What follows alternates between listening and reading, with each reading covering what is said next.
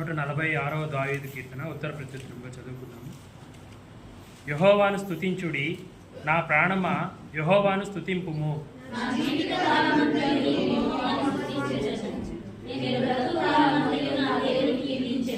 రాజుల చేతనైనను నరుల చేతనైనను రక్షణ కలగదు, వారిని నమ్ముకొనుకడి.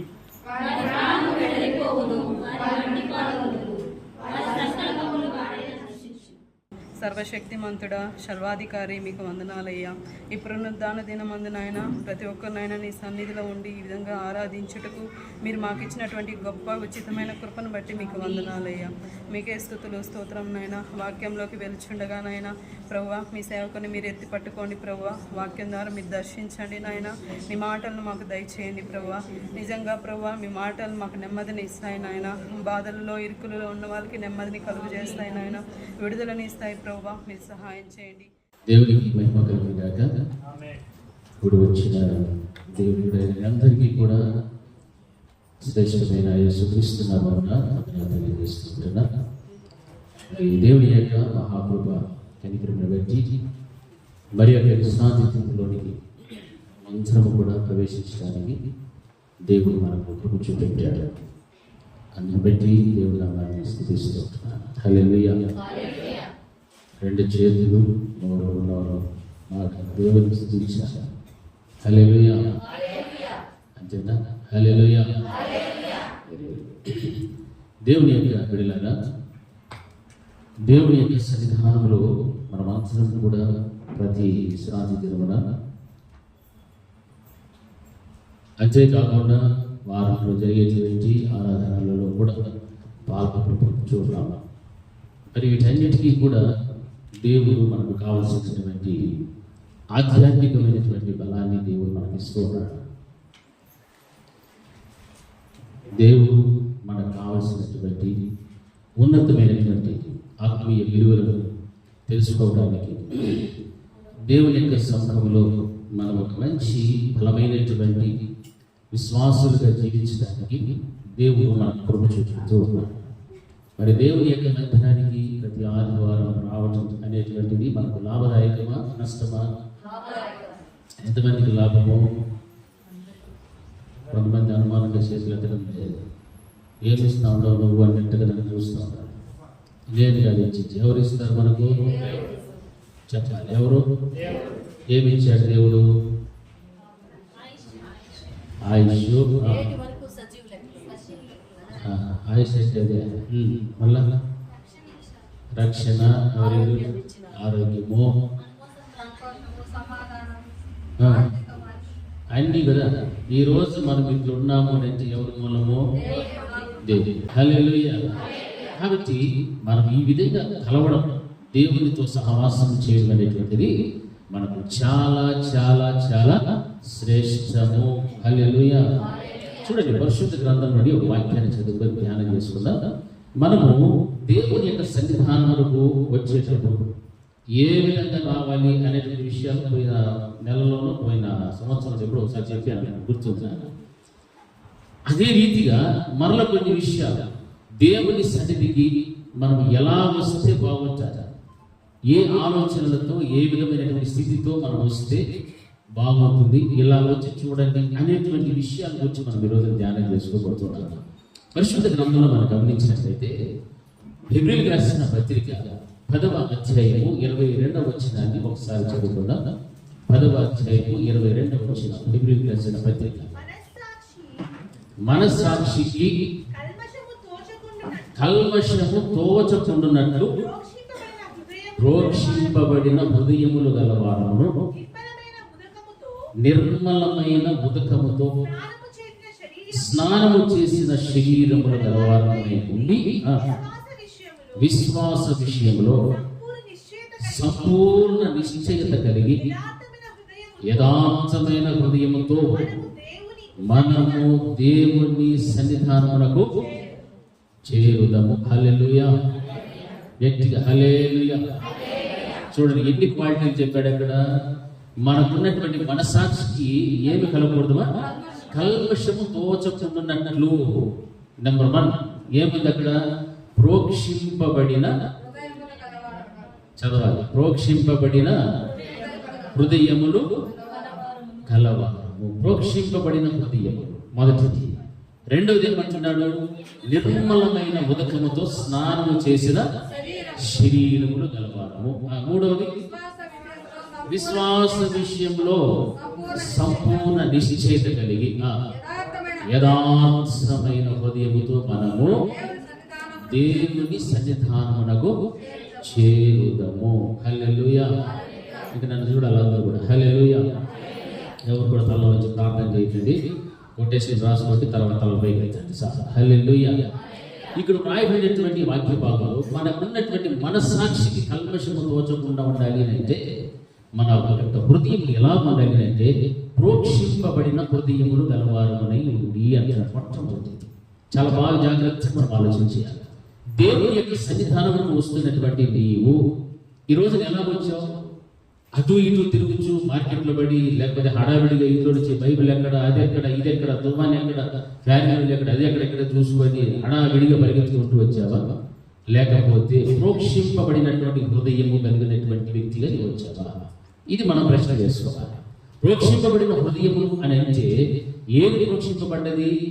దేవుని యొక్క రక్తం, యేసుక్రీస్తు ప్రభువు వారి యొక్క రక్తము నీ మీద ప్రోక్షింపబడినటువంటి హృదయము వలె నీవు నీ ఇంటిలో సిద్ధపడి ప్రార్థన చేసుకుంటూ ప్రార్థనాపూర్వకంగా ఈ రోజున నా దేవుని యొక్క సన్నిధానం నేను వెలుచూ ఉన్నాను అంటే దేవుని యొక్క రక్తం అనేటువంటిది నీ మీద ప్రోక్షింపబడి ఉండాలి. ఎందుకు? నీ మనస్సాక్షికి కల్మషము తోచకుండానట్లుగా నీ యొక్క హృదయమునికి ఏముండాలంటే ప్రోక్షింపబడిన హృదయమై ఉండాలి నీ హృదయము. హల్లెలూయా. అంతేకాని ఏదో చెడు ఆలోచనలు, చెడు తలంపులు కలిగి ఇంటి దగ్గర బయలుదేరినప్పుడు సెల్ ఫోన్ ఎత్తుకొని అక్కడి నుంచి చెవులో పెట్టుకొని పాటలు వింటూ, లేకపోతే చాటింగ్లు చేసుకుంటూ, మాట్లాడుకుంటూ, మందిరంలోకి వచ్చిన తర్వాత కూడా ఫోన్లో మనం మాట్లాడుకుంటూ చాటింగ్లు చేసుకుంటూ ఉంటే ఏమైనా ప్రయోజనం ఉందా? నీ వచ్చే విధానము దేవుడు చూస్తున్నాడు.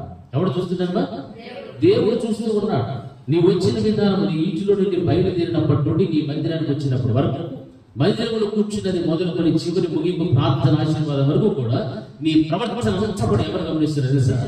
దేవుడు గమనిస్తూ ఉన్నాడు. చాలా జాగ్రత్తగా ఉన్నాడు దేవుని సన్నిధానం.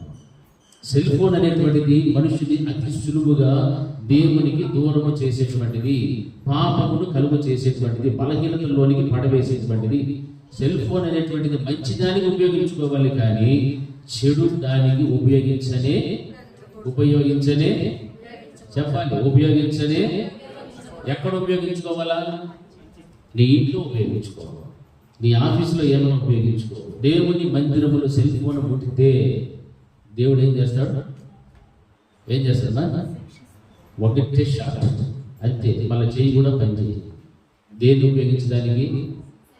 సెల్ ఫోన్ ఉపయోగించడానికి చేతులు కూడా పనిచేయదు. మనం వచ్చి దేవదేవుడి సర్వోన్నతుడైనటువంటి దేవుని యొద్దకు మనం వచ్చాం. ఆకాశమును భూమిని సృష్టించినటువంటి సృష్టికర్త యొద్దకు మనం వచ్చాం. నిన్ను నన్ను సృష్టించిన దేవుని యొద్దకు మనం వచ్చాం. అటువంటి దేవుని యొద్దకు వచ్చినటువంటి నీవు దేవుని ఎదుట నీవు చలగాటమాడితే, దేవుని ఎదుట నీ ప్రవర్తన, ఆయన మందిరంలో వస్తున్నటువంటి నీవు ప్రోక్షింపబడినటువంటి హృదయం కలిగినటువంటి వ్యక్తిగా నీవు లేకపోతే దేవుని యొక్క ఆగ్రహమైనటువంటి మీరు ఖచ్చితంగా వస్తారు. అందుకే ఈ రోజున దేవుని మందిరానికి వస్తూ ఉన్నామన్న పేరు ఉంటే కానీ ప్రోక్షింపబడిన హృదయములు కలిగిన వారిగా రావడం లేదు. ఏదో ఆచార సంబంధంగా వచ్చేవారు, వారి కలిగిన జ్ఞానాన్ని కనపరుచుకోవాలని వచ్చేవారు, వారికి ఉన్నటువంటి ఉన్నతమైన స్థాయిని కనపరుచుకోవాలనేటువంటి వారు, లేకపోతే వారికి ఉన్నటువంటి బాధల కోసమో, లేకపోతే ఇంకా దేనికోసమో వస్తున్నారు తప్ప ప్రోక్షింపబడినటువంటి హృదయం కలిగినటువంటి వ్యక్తులుగా రావటం లేదు. అయితే దేవుని యొక్క సన్నిధానంలో ఏ విధంగా రావాలని చెప్తున్నాడంటే నీ మనస్సాక్షికి కల్మషము తోచకుండానట్లు ఈ విధమైన ప్రవర్తన నీవు కలిగి జీవిస్తే నీ మనస్సాక్షి అంతా కూడా ఏమైపోతుంది తెలుసా? కల్మషముతో నింపబడతాయి. నీవు దేవుని యొక్క ఆజ్ఞకు లోపడకుండా ప్రోక్షింపబడిన హృదయం కనుక నీలో లేకపోతే నీ మనస్సాక్షికి ఏమైపోతున్నది? కల్మషం. జాగ్రత్తగా ఉండాలి. కల్మషం అనేటువంటిది చాలా చాలా దేవునికి దుఃఖాన్ని కలిగించేటువంటిది. ఎందుకంటే ఆయన రక్తము నీ మీద ప్రోక్షింపబడాలి. ఆ రక్తము ద్వారా నిన్ను రక్షించుకున్నాడు. ఆ రక్తము ద్వారా నిన్ను కొన్నాడు, కడిగాడు. దేవుడు నీకు ఇంత గొప్ప రక్షణ ఇచ్చినటువంటి ఆ దేవుని ఎదుగు వచ్చినప్పుడు ప్రోక్షింపబడిన హృదయం లాగానే నీవు రావాలి తప్ప ఏదో అనాలోచనలతో ఏదో ఆశలతో ఏదో నీ యొక్క శరీర ఆశలు నెరవేర్చుకోవడం కోసము నీ క్రియలు, నీ ప్రవర్తన, నీ యొక్క అన్ని కూడా మనం గమనిస్తున్నప్పుడు దేవునికి వ్యతిరేకంగా నీవు జీవిస్తే అది నీవు వచ్చిన దేవుని సన్నిధిలో నీకు ఉపయోగం అనేటువంటిది ఉండదు. హల్లెలూయా, గట్టి చెప్పాలి హల్లెలూయా, హల్లెలూయా. నీ హృదయం ఈ రోజున ఎలా ఉంది? నీవు దేవుడి మందిరానికి ఎలా వచ్చావు? ఒకసారి ప్రశ్న వేసుకోవాలి. ప్రోక్షింపబడిన హృదయం అయితే నీ ఇంటిలోనే నీవు ప్రార్థన పూర్వకంగా ఏమవ్వాలా? సిద్ధపడి రావాలి. సిద్ధపాటు అనేటువంటి నీకు ఇంట్లో ప్రారంభమైతే క్రమంగా దేవుని యొక్క మందిరానికి ఈ సమయానికి వస్తావా? చెప్పాలి, వస్తావా? మనకి ఎన్ని గంటలకు ఆరాధన? మనం వచ్చేది 10, 10:30, 11, 11:30, 8:30 గంటలకు చూసేది. వీళ్ళు 11 పక్కన లేచి వెళ్ళిపోతున్నారు. ఏమి కారణము తెలుసా మీకు? వాళ్ళ వాహనాలు లేవు, 5,000 నడుచుకోవాలి. మనకి వాహనం అవసరమే లేదు. ఒక అడుగు వేస్తే గుడి, ఒక అడుగు వేస్తే ఇల్లు. అయినా మన మందిరానికి సమయానికి చూడండి. ప్రోక్షింపబడిన హృదయం అనేది ఉంటే మనం దేవుని యొక్క సన్నిధి మీద ఏముంటుంది? మనకు ఆసక్తి ఉంటుంది. పోయిన వారంలో పాస్టర్ గారు ఏం చెప్పారు? వారికి ఎంతమంది వచ్చినారు అక్కడికి? చాలా మంది వచ్చినారు కదా. మందిరానికి ఏం చేయమంటే ఎంత ముందుకు రావాలా? ఎంతమంది వస్తుంది? 15 నిమిషాల ముందు. ఇంకా గంట లేట్ వచ్చిన 15 నిమిషాల ముందు అయితే రాలే మన బ్రతుకులన్నీ. మరి దేవుని వాక్యం సెలవిస్తుంది, దేవుని యొక్క సన్నిధానాన్ని వస్తున్నప్పుడు నీ హృదయము ప్రోక్షింపబడినటువంటి హృదయమై ఉండాలి. ఆ రక్తము ద్వారా నువ్వు కడగబడినటువంటి వ్యక్తిగా, ఆ రక్తము ద్వారా నువ్వు కొనబడినటువంటి వ్యక్తి అయితే నీవు ఇంటిలోనే ప్రార్థనా పూర్వకంగా నీవు దేవుడి మందిరం రావాలి. అంతేగాని ఇంట్లో వంటలు చేసుకొని మధ్యాహ్నానికి రెడీ చేసుకొని లేకపోతే అది చేసుకొని ఇది చేసుకొని ఇంకా ఏమో అని ఇంటి కూర్చున్నా కూడా నువ్వు సెల్ ఫోన్లో చాటింగ్ చేసుకుంటూ కూర్చున్నావంటే నీవు వచ్చిన ఆశీర్వాదం అది కానే కాదు. దేవుని యొక్క సన్నిధిని నీవు ఏం చేస్తున్నావు తెలుసా? అవమానము చేస్తూ ఉన్నావు. హల్లెలూయా. అవమానమే చేస్తూ ఉన్నావు, నిర్లక్ష్యం చేస్తున్నావు. దానివల్ల దేవుని యొక్క కోపానికి ఆకు తవ్వాల్సింది తప్ప ఆశీర్వాదానికి పాత్రలు మాత్రము కాలేదు. హల్లెలూయా, ఇటు చెప్పాలి హల్లెలూయా. అందుకే వాక్యం అంటుంది, మనస్సాక్షికి కల్మషము తోచకుండానట్లుగా ప్రోక్షింపబడినటువంటి హృదయం కలిగినటువంటి వారి వల్ల ఉన్నారు. చూడండి 12వ అధ్యాయం 24వ వచనంలో కూడా అక్కడ మాట్లాడబడుతుంది. హెబ్రీయులకు రాసిన పత్రిక 12:24.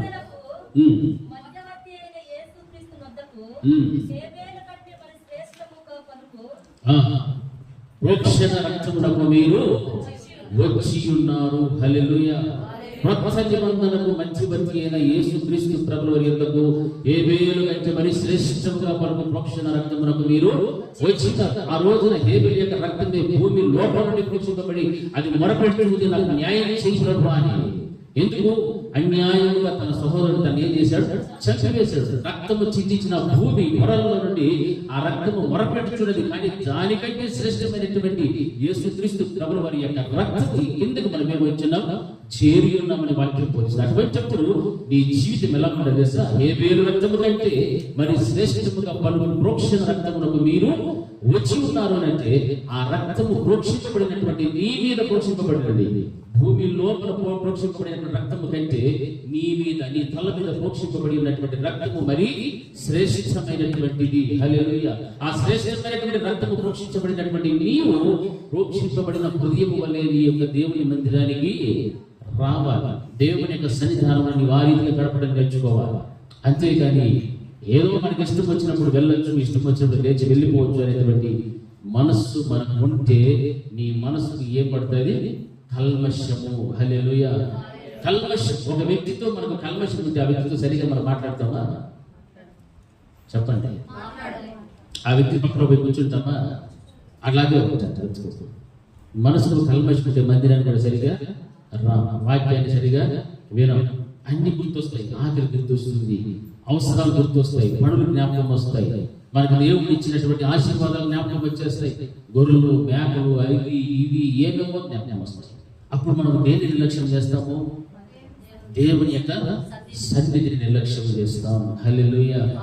ఆ విధంగా మనం ఉండదు. ఎందుకంటే దేవుని వాక్యం ఖచ్చితంగా బోధిస్తుంది. మీరు ఏ రక్తము కిందకు వచ్చినారు తెలుసా?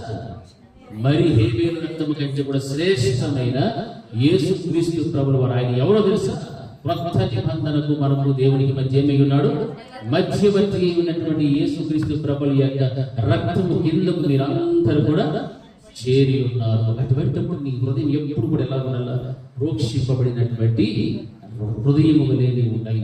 ప్రోక్షింపబడిన హృదయములు కలిగి దేవుని యొక్క మందిరానికి నీవు రావాలి. హల్లెలూయా, హల్లెలూయా, హల్లెలూయా.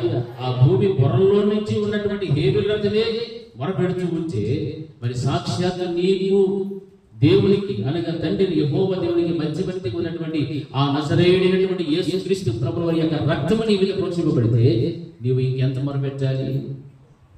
ఎంత ప్రార్థన చేయాలి? ఆలోచన చేయాలి. ఎంతో ప్రార్థన చేయాలి. ఎందుకంటే హేబేలు రక్తము కంటే ఎవరి రక్తము శ్రేష్టమైనది? యేసయ్య రక్తం. ఆయన నీకు నాకు దేవునికి మధ్యవర్తిగా పనిచేస్తూ ఉన్నాడు. హల్లెలూయా, హల్లెలూయా. ఆ రక్తం కిందకి మీరు చేరి ఉన్నారు అని చెప్తారు. ఆ చేరినటువంటి మీరు ప్రోక్షింపబడిన హృదయము కలిగిన వారుగా ఉండాలి. అయ్యో నేను ఇంకా టిఫిన్లు చేయలేదు, టిఫిన్లు చేసుకొని నిదానంగా చీరుబాటుగా నీళ్ళు కాల్చుకొని పోసుకొని ఊగులాడుకుంటా మందిరానికి వస్తే ఏమన్నా ఉంది ప్రయోజనము? వచ్చేసి ప్రతిరోజు వస్తామా? ఒకసారి వస్తామా? ఎన్నో వస్తామా? వారంలో ఒకసారి వచ్చే వాళ్ళందరూ గట్టిగా హల్లెలూయా. ఒకసారి వచ్చేవారు చెప్పట్లేదు, ఒకేసారి వచ్చేవారు. ఆదివారాల్లో వచ్చి హల్లెలూయా చేతులు చెప్తే బాగుంటుంది. ఆదివారాల్లో వచ్చేవాళ్ళు మాత్రం హల్లెలూయా. ఏం మీరేం చేతులు లేదు, బాగా చేతులు అందరూ చూడండి వెనకాల హల్లెలూయా. శుక్రవారం ఆదివారం వచ్చేవారు హల్లెలూయా. వెనకాల నుంచి ఒకే స్వరం. బుధవారము శుక్రవారము ఆదివారం 3 రోజులు వచ్చేవారు హల్లెలూయా. చూస్తే రాన్ మెజారిటీ ఓట్స్. ఏం కారణము? ప్రోక్షింపబడిన హృదయంలో లేవు. ప్రోక్షింపబడిన హృదయం కలిగి ఉంటే హేబేలు రక్తమే భూమి పొరల్లో నుంచి మొరపెడుతూ ప్రార్థన చేస్తూ ఉంది. మరి సాక్షాత్ యేసుక్రీస్తు ప్రభువు యొక్క రక్తం మీ మీద ప్రోక్షింపబడిన తర్వాత మీరు ఇంకెంత మొరపెట్టాలి? ఎంత దేవుని సన్నిధిని ఇష్టపడాలి? ఎంతగా దేవుడితో సహవాసం కలిగి ఉండడానికి పరుగులు తీస్తున్నాము తెలుసా? చాలా ప్రయాసపడాలి.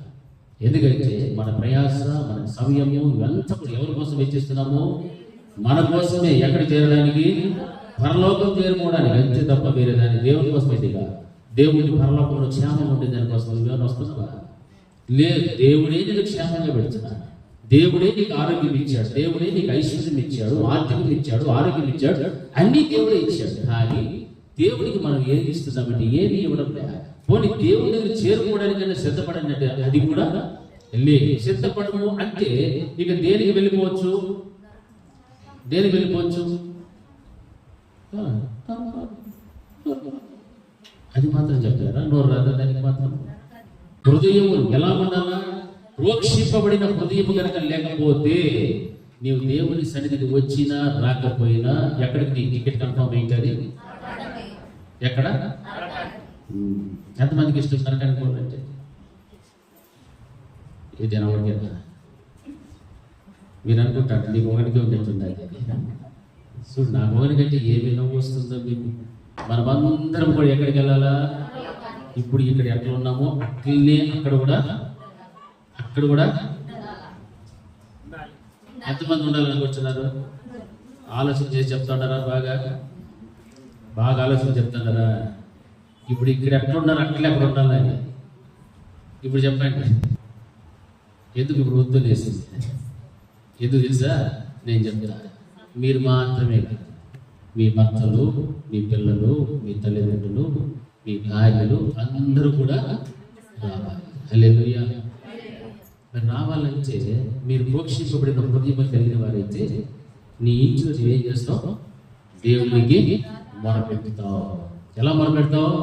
నీ భర్త కోసం, నీ భార్య కోసం, నీ బిడ్డల కోసం, నీ తల్లిదండ్రుల కోసం, అందరి కోసం కూడా ప్రోక్షింపబడిన హృదయం కలిగిన వ్యక్తి అయితే ప్రార్థన చేసి వారిని కూడా నీతో పాటు ఎక్కడ తీసుకొని వస్తావు? ఆయన సన్నిధానంలో తీసుకొని వస్తావు. హల్లెలూయా. నీ ఒక్కటి మాత్రం వచ్చేసి ఆ వచ్చి కూడా కొత్త భక్తిలాగా వచ్చి అల్లంటప్పగా వచ్చి వెళ్ళిపోతే ఇంక నీ ఇంట్లో నేను రక్షిస్తావు. రక్షిస్తావా? చెప్పాలి, సమాధానం చెప్పాలి. మీరు ఎవరు నోరు జరగకపోతే దేవుని దగ్గర మళ్ళా నువ్వు ఏమైనా బాధించేదానికి అవకాశం ఉందా?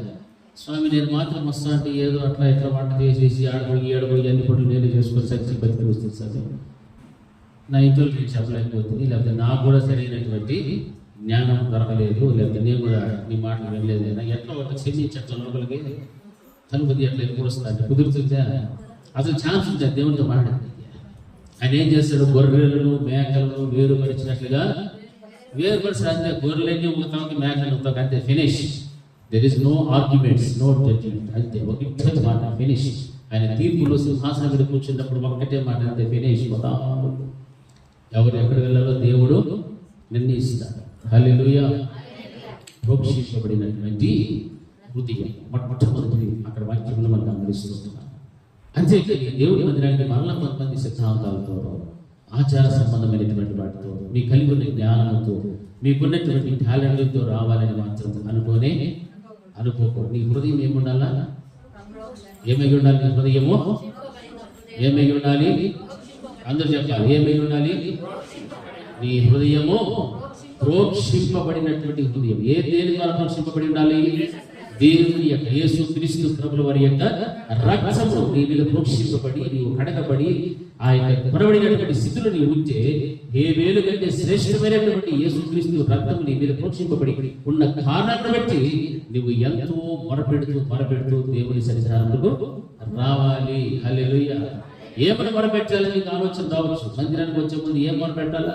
నేను వెళ్తున్నా ప్రభా, నా ఇంటి వాళ్ళు కూడా రావాలి, నా ఇంటి వాళ్ళకి భక్తి లేదు, భయం లేదు, నా ఇంటి వాళ్ళు లోబడటం లేదు, నీ వాక్యములకు అవిధేయులుగా జీవిస్తున్నారు, ఇలాగే ఎన్నో ఉన్నాయి కదా సమస్యలు. వాటన్నిటిని బట్టి కూడా నీవు మొరపెట్టి సిద్ధపడి ఎక్కడికి రావాలా? దేవుని సన్నిధికి రా. అప్పుడు దేవుడు నీతో మాట్లాడతాడు. అంతేగాని హడావిడిగా బ్యాగ్ సంచిలో పెట్టుకొని, సంతలో బేబీ పెట్టుకొని పడుకోని వచ్చేస్తే అంతవరకు నువ్వు ఎక్కడున్నావు? ప్రోక్షింపబడిన హృదయం కనబడటం లేదు. నీ యొక్క జీవితంలో దేవుని మందిరానికి వస్తున్నానన్న భయం లేదు, భక్తి లేదు, ఏ విధమైనటువంటి అటువంటి గుణగణాలు లేకుండా నీ మందిరానికి వస్తే ఏమి ఫలితము నీకు రాదు. హల్లెలూయా, హల్లెలూయా. అందుకే హెబ్రీయులకు రాసిన పత్రికలోని 9వ అధ్యాయం 14వ వచనంలో ఒక మాట రాయబడింది, చదవండి. 9:14.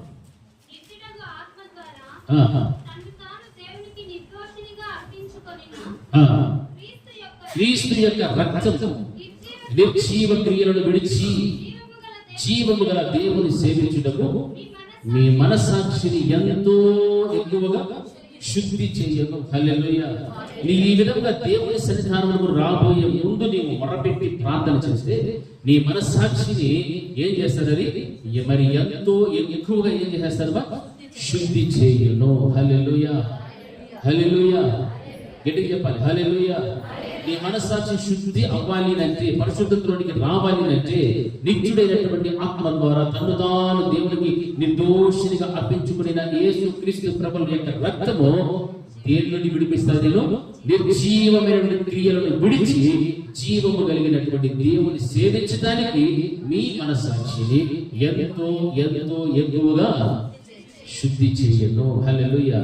మనలో ఉన్న నిర్జీవ క్రియలన్నీ కూడా విడిచిపోవాలి. అప్పుడు నువ్వు ఎవరిని సేవించడానికి వస్తావు? జీవము కలిగినటువంటి దేవుని నిన్ను సేవించడానికి నీకు మనస్సాక్షిని ఎంతో అది ఏం చేస్తుంది? శుద్ధి చేస్తారు. నీలో ఉన్న నిర్జీవ క్రియలన్నింటినీ అలాగ పెట్టుకుంటుంటే నీ ప్రవర్తన అంతా కూడా దేవునికి వ్యతిరేకం, నీ ఆలోచన విధానం వ్యతిరేకం, నీ యొక్క వివేచన వ్యతిరేకం, నీ జ్ఞానం వ్యతిరేకం, అన్ని కూడా వ్యతిరేకం. కానీ ఆ విధంగా ఉండకూడదని వాక్యం బోధిస్తారు. వాటిని విడిచిపెట్టు. అప్పుడు నీవు సజీవుడైనటువంటి దేవుని సేవించడానికి నీ మనసాక్షిని అది ఏం చేస్తుంది? రక్తము ఎంతో ఎక్కువగా శుద్ధి చేసేటువంటిది. హల్లెలూయా, హల్లెలూయా. గట్టిగా హల్లెలూయా. ఇప్పుడు మన మనసాక్షి శుద్ధి అవ్వాలంటే మనము యేసు రక్తము ద్వారా మన హృదయములన్నీ కూడా ఏమై ఉన్నాయి? ప్రోక్షింపబడి ఉన్నాయి. ఆ ప్రోక్షింపబడిన హృదయం కలిగినటువంటి వ్యక్తికి నీవైతే నీలో ఉన్న నిర్జీవ క్రియలన్నింటినీ కూడా నీవేం చేస్తావు? విడిచిపెడతావు. విడిచిపెట్టి సజీవుడైనటువంటి దేవుణ్ణి ఏం చేయడానికి వస్తావు? సేవించడానికి నీ మనస్సాక్షిని అదే రకం ఏం చేస్తుంది? శుద్ధి చేస్తుంది, ఎక్కువగా శుద్ధి చేస్తుంది. హల్లెలూయా, హల్లెలూయా. గట్టిగా హల్లెలూయా. శుద్ధి చేయాలి. మన మనస్సాక్షికి కల్మషము తోచకూడినట్లుగా ప్రోక్షింపబడిన హృదయములు గలవారమై అని మొట్టమొదటి చెప్తున్నాడు. రెండవది ఏమంటున్నాడంటే నిర్మలమైన ఉదకముతో స్నానము చేసిన శరీరములను గలవారమై అంటున్నాడు. హల్లెలూయా. మనం అనుకోవచ్చు హృదయం బాగుంటే చాలు, శరీరం ఎట్లున్నా పర్వాలేదు అనవచ్చు. కానీ శరీరములు కూడా దేవుడు ఏమంటున్నాడు తెలుసా? నిర్మలమైన ఉదకముతో మీ శరీరములను స్నానము చేసిన శరీరములు గలవారమై ఉండాలి. హల్లెలూయా, హల్లెలూయా. హృదయం అనేటువంటిది ప్రోక్షింపబడిన హృదయంలా ఉండాలి. నీ శరీరం అంతా కూడా నిర్మలమైన ఉదకముతో స్నానము చేసిన శరీరముగా మార్చబడాలి. హల్లెలూయా. నిర్మలమైన ఉదకం అంటే దేవుని యొక్క వాక్యము ద్వారా నీ శరీరం అంతా కూడా ఏం చేసుకోవాలా? ఏమవ్వాలా? స్నానం. స్నానం ఎందుకు చేస్తాము? ఈరోజు ఎంతమంది స్నానం చేయవచ్చు సార్? ఇదేం ప్రశ్న? ఆదివారం నీళ్ళు పోసుకోమా? పోసుకున్న వాళ్ళు కూడా ఉంటారు, మీకు తెలియదు. పోనీ స్నానం చేయడం ఒకసారి చెప్పి హల్లెలూయా చేయడం. పోనీ చేసిన వాళ్ళని ఒకసారి చెప్పండి హల్లెలూయా. ఏం పవన్ స్నానం చేయలేదు? చేస్తే లేదు నిన్నే రాసం బాగుండి అన్నే కదా పక్కల పోసుకుంటాడు. హల్లెలూయా. మరి మీ శరీరము దేవుని యొక్క మందిరానికి వచ్చేటప్పుడు నిర్మలమైన ఉదకముతో స్నానము చేయబడి ఉన్న శరీరములు గలవారమై ఉండాలి. స్నానం మన శరీరానికి పెట్టిన మురికిని పోగొట్టుకోవడానికి ఎన్ని సోపులు వాడతాము? 3 కోటి, శరీరానికి కోటి, ఈ కోటి, మళ్ళా ఎన్ని రకరకాలు వేస్తారా లేదా? నేను వేస్తాను, మీకు తెలుసా? నేను వేస్తా. మా ఆవిడ అడిగాడు చెప్తాను, ఎన్ని సోపులు నువ్వు తెచ్చుకో, ఎన్ని రకాలు నువ్వు తెచ్చుకునేది? ఏదో ఒకటి అడిగి వాసన, ఏది వాసన బాగుంటే తెచ్చుకొని మారుతాను. అందుకే నా నవ్వు. హల్లెలూయా చెప్పండి రా. నేను ఒకే రకం వేస్తే మీరు కూడా అట్లా ఉండరు లేదా? మీరు చెప్పకపోతే నాకు తెలియదు. హల్లెలూయా. దేవుని మందిరానికి వచ్చేటప్పుడు నిర్మలమైన ఉదకముతో స్నానము చేయబడి ఉన్న శరీరమును గలవారై దేవుని యొక్క మందిరానికి రావాలి. ఈ రోజున దేవుని యొక్క వాక్యం అన్నటువంటి నిర్మలమైన ఉదకం నీకు అవసరం, నీ శరీరానికి అవసరం. ఎందుకంటే నీ శరీర క్రియలను బట్టి నీవు ఎందులో పడిపోతున్నావు? పాపంలో పడిపోతున్నావు, బలహీనతలలో పడిపోతూ ఉన్నావు. అందుకే దేవుని యొక్క వాక్యము ద్వారా నీ శరీరమును నువ్వేం చేసుకోవాలి? స్నానం చేసుకోవాలి. హల్లెలూయా.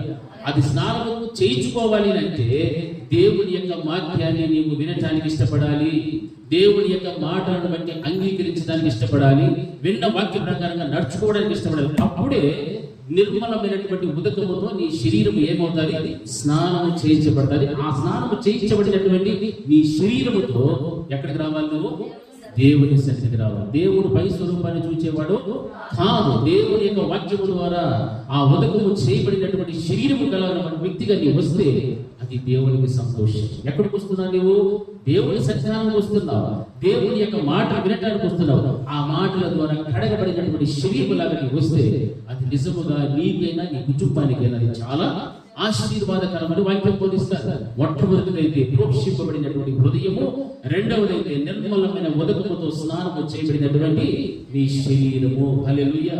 ఇలా కలిగి ఉండి ఎక్కడికి రావాలి? నీవు దేవుని యొక్క మంచినమునకు రావాలి. హల్లెలూయా. మనం ఎన్నో ఫేస్ ప్యాక్లు వేసుకొని, జుట్టు ఇట్ట కాదని అట్ట వేసుకొని, ఇట్ట పెట్టుకొని, ముందు 4 ఎంటుకులు వదిలేసి 7 రేగులు తిరుగుకొని, అవి తిప్పుకొని, డ్రెస్ వేసుకొని, ప్యాంట్లు వేసుకొని, జీన్స్ ప్యాంట్లు, లెగ్గిన్లు అవి వేసుకొని వస్తే ఏమన్నా ప్రయోజనం ఉందా? దాన్ని బట్టి కూడా ఒకరోజు దేవునికి ఏం చెప్పాలా? హల్లెలూయా. యెషయా గ్రంథంలో గురించి ఒక రోజు మాట్లాడుకుంటాం కదా, మనం ధ్యానం చేసుకున్నాం. ఎట్లా దేవుని మందిరంలోకి రావాలి, ఏ వస్త్రాలతో మనం రావాలి అని చెప్పానా లేదా? ఏం చాలా మంది నోరుతాడు, చెప్పానా లేదా? హల్లెలూయా. అది జ్ఞాపకం పెట్టుకోండి స్త్రీలారా, యవనస్తులారా, ముఖ్యంగా చెప్తున్నారు. ఎందుకంటే చెడిపోవడానికి మార్గాలు ఏమిటి అంటే మనం వేసేటువంటి వస్త్రధారణే. హల్లెలూయా. నీ అంతటి నీవే ప్రపంచానికి కనపరుచుకోవద్దు. నిన్ను నువ్వు ఎంతగా కాకుంటువో, ఎంతగా నువ్వు భద్రం చేసుకుంటువో అంత కాపుదలో నీవు ఉంటావు. అంత భద్రత దేవుడు ఇస్తాడు. నిన్ను నువ్వు కనపరచుకునేటువంటి స్థితిలోకి వెళ్ళేవాడు నీకు ఎవడు కావాలి. హల్లెలూయా. దీపాన్ని తీసుకుపోయింది ఎడారిలో పెట్టి వెలుగుతుందా, దానికి ఏముండాలా? ఎంత గాలి కావాలో అంతనే ఉండాలి. అంటే ఒక చిన్న గాలి ఫినిష్ అంతే. దీపం వెలుగుచూ ఉండాలి అంటే దానికి తగినంత గాలి ఉంటేనే అది చక్కగా వెలుగుతుంది, అక్కడున్న వాళ్ళందరికీ కూడా వెలుగిస్తుంది. లేకపోతే వెంటనే చీకటి మయమే. హల్లెలూయా. చీకటి బ్రతికే. అయ్యో దీపంలో నూనె కొంచెం కొవ్వు ఉంటుంది కానీ ఉండే ప్లేస్ మాత్రమో లేదు. ఆ ఉండాల్సిన స్థితి దానికి లేదు. అది ఉండాల్సిన స్థలంలో ఉండింటే దానికి ఏముండేది? మంట వస్తూ ఉండేది, వెలిగిస్తుంది. ఆ విధంగా దేవుని యొక్క సన్నిధానం రావడం అనేటువంటిది చాలా ప్రాముఖ్యం. మరి మందిరానికి వచ్చేటప్పుడు శరీర సౌందర్యాన్ని పెంచుకొని శరీరాన్ని కనపరుచుకొని మనం దేవుని రాకూడదు. కానీ దేవుని యొక్క నిర్మలమైనటువంటి ఉదకమనగా వాక్యము ద్వారా స్నానం చేయించబడి ఉన్నటువంటి శరీరములు గలవారమై దేవుని యొక్క మందిరానికి రా. అది నీకు ఆశీస్సు. అప్పుడే దేవుని నువ్వు స్తుతించు, నీవు ఆరాధించు, గణపరచు, మహిమపరచు. అది దేవునికి మహిమకరం. నీవు మనస్సాక్షి కల్మషంతో పెట్టుకొని నువ్వు ఎంత స్తుతించినా గణపరిచినా ఏం చేసినా దానివల్ల నీకు ఏమీ ఉపయోగం లేదు. అందుకే మందిరానికి వచ్చేటప్పుడు ప్రసంగి భక్తుడు ఏమన్నాడు? నీ ప్రవర్తనను జాగ్రత్తగా చూసుకోమన్నాడు. ఎందుకు చూసుకోమన్నాడు? నీ హృదయం ప్రోక్షింపబడిన హృదయంలో ఉందా, లేకపోతే నిర్మలమైన ఉదకముతో స్నానం చేయబడినటువంటి శరీరము కలిగినటువంటి వ్యక్తిగా నీ వస్తూ ఉన్నావా? ఇది దేవుడు అడిగేటువంటిది. అంతేకాని పట్టు చీర కట్టుకున్నానా, జీన్స్ ప్యాంట్ వేసుకున్నానా, లేకపోతే రంగులు మెరిగింపులు చేసుకున్నానా, లేకపోతే బ్యూటీ పార్లర్ పోయినానా, ఇవి కాదు. ఇవన్నీ కూడా వ్యర్థము. హల్లెలూయా. వ్యర్థమైనటువంటిది. సౌందర్యము వ్యర్థం, అందము మోసం. ఎందుకు మోసం అన్నాడు? అది నేను ఎప్పుడో ఒక రోజు ఏం చేస్తుంది? మోసం చేస్తుంది. నువ్వు ఎంత సౌందర్యం చేసుకున్నావు ఒక రోజుకి వ్యర్థమే. నువ్వు అందంగా ఉన్నాను గర్వపడితే అది కూడా నీకేం చేస్తుంది? మోసం చేస్తుంది. నీకు తెలియదు. నేను అందంగా ఉన్నాను, అందంగా కనపడాలనుకుంటా, కానీ నీవు మోసపోతున్నావు అనే విషయం మాత్రము మర్చిపోవద్దు. హల్లెలూయా. అందుకే వాక్యం చెప్తుంది, నిత్యుడు ఆత్మ ద్వారా తను తాను దేవునికి అర్పించుకున్న క్రీస్తు యొక్క రక్తము నిర్జీవ క్రియలను విడిచి జీవము గల దేవుని సేవించడానికి మరి ఎక్కువగా నీ మనస్సాక్షిని ఏం చేస్తారు? శుద్ధి చేయను. హల్లెలూయా. ఆ ప్రార్థన, ఆ నిర్మలమైన ఉదకముతో నీవు కనుక స్నానం చేయించబడితే నీ శరీర అవయవములతో నీవు చేసిన ప్రతి పాపం అంతా కూడా ఏమైపోతుంది తెలుసా? కడగబడుతుంది. హల్లెలూయా. దేని ద్వారా కడగబడుతుంది? దేవుని యొక్క రక్తము ద్వారా ప్రోక్షింపబడినటువంటి హృదయము కలిగి దేవుని యొక్క నిర్మలమైన ఉదకముతో స్నానం చేయించుకుంటే నీలో ఉన్నటువంటి నిర్జీవమైన క్రియలన్నింటినీ కూడా నువ్వు ఏం చేస్తావు? విడిచిపెడతావు. విడిచిపెట్టి అప్పుడు సజీవుడైనటువంటి దేవుడిని నువ్వేం చేయడం ప్రారంభిస్తావు? సేవించగలుగుతావు. హల్లెలూయా. హల్లెలూయా. హల్లెలూయా.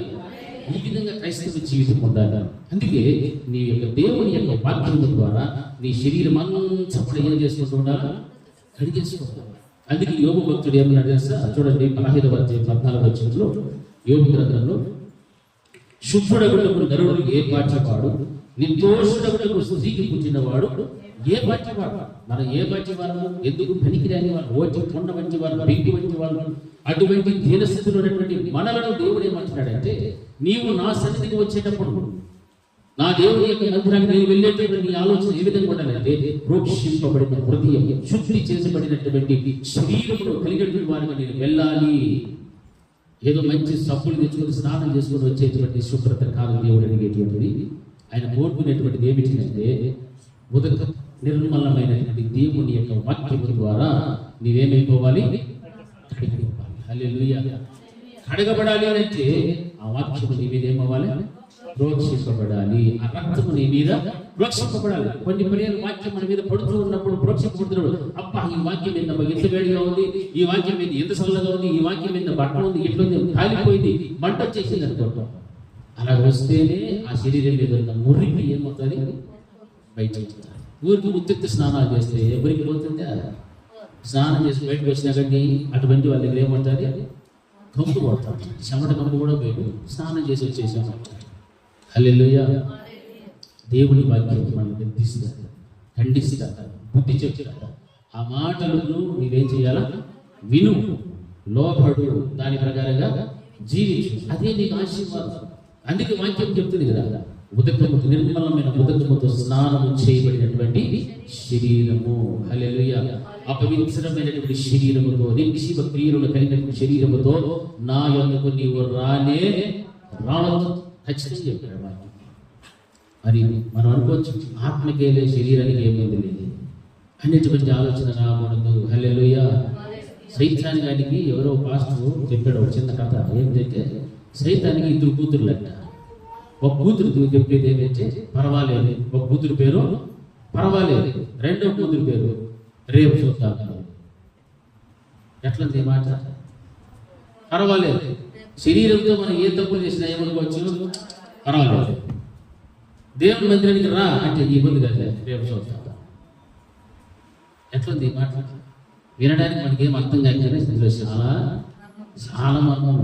పర్వాలేదు పర్వాలేదు, ఎన్ని విషయాలు పర్వాలేదు అనుకోలేదు. ఈ ఆదివారం కూడా పర్వాలేదు, పర్వాలేదు, వచ్చే మాసం వెళ్ళకపోతాం, 2 ఆదివారం పర్వాలేదు. ఇట్లాంటివి ఏముండేది? సైతం అనుకుంటే కూతురు ప్రతి ఒక్కరికి ఉండే లేదా? పర్వాలేదు అనుకునే వాళ్ళు ఎంతమంది లేరు కదా. లేటుగా వస్తే ఏమనుకుంటామో, పర్వాలేదు మా ఫస్ట్ పోనీ ఈరోజు బలం ఉంటుంది, పర్వాలేదు, రేపు నెలలో చూద్దాం, రేపు చూద్దాం అనుకుంటారా లేదా? ఎంతమంది బల్లారాలు ఎగరగొట్టేస్తారు, ఎంతమంది ఆదివారం ఎగరగొట్టేస్తారు, ఎంతమంది సమయాన్ని గమనిస్తారు, ఎంతమంది భక్తిగా ఉండాల్సిన భక్తి లేకుండా ఉంటారు, విశ్వాసం ఉండాల్సిన విశ్వాసం ఉంటారు. అన్ని విషయాలు కూడా మనం గమనిస్తుంటే సైతాన్ని కానివ్వండి కూతుర్లంతా కూడా ఎక్కడ నీకు వారసులుగా అయిపోతారేమో నా బాధ. హల్లెలూయా, హల్లెలూయా, హల్లెలూయా. పర్వాలేదనే మాట నోట, రేపు చూద్దామనే మాట నోట రానే రాకు. ఖచ్చితంగా ఈరోజు మందిరం ముందైతే ఈరోజు మందిరానికి రావాలి. ఈ టయానికి ఆరాధన ప్రారంభం అంటే ఆ టయానికి రావాలి. ఆమె నిరంతరం ఉండాలి అంటే ఉండాల్సింది. హల్లెలూయా, హల్లెలూయా. అట్లా మనం భక్తిని కొనసాగించాలి. అప్పుడే దేవుని మందిరానికి ఎలా వస్తుంది తెలుసా? రక్షింపబడిన హృదయము, నిర్మలమైన ఉదకముతో స్నానం చేయబడి ఉన్న శరీరమును కలిగి ఉంటాము. హల్లెలూయా, హల్లెలూయా. అందుకే మొదటి దశలోనికి రాసిన పత్రికలో మాట రాస్తారు చూడండి. 4వ అధ్యాయము 3 నుండి 5 వచ్చిన వరకు చదవండి.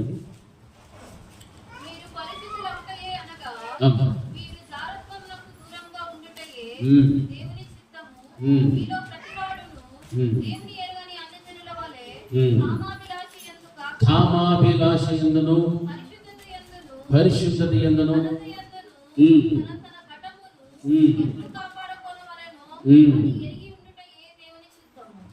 హల్లెలూయా, హల్లెలూయా, హల్లెలూయా. ఏం రాయబడిందమ్మా? మీరు పరిశుద్ధులగుటయే అనగా మీరు చారత్రమునకు దూరముగా ఉండుటయే దేవుని యొక్క చిత్తము. మీలో ప్రతివాడు దేవుని ఎరుగని అన్య జనుల వలె. ఎవరు వీళ్ళు?